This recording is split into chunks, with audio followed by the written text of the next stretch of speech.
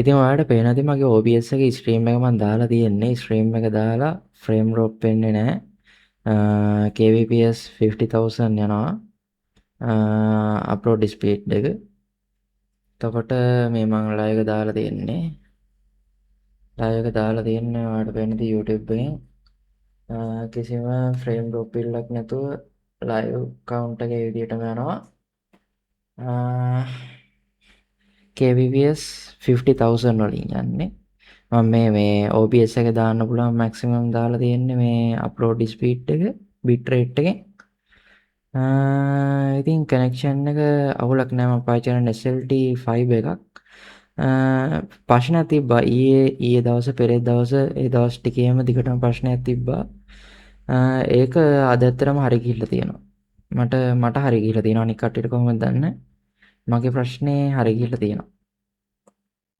Piece.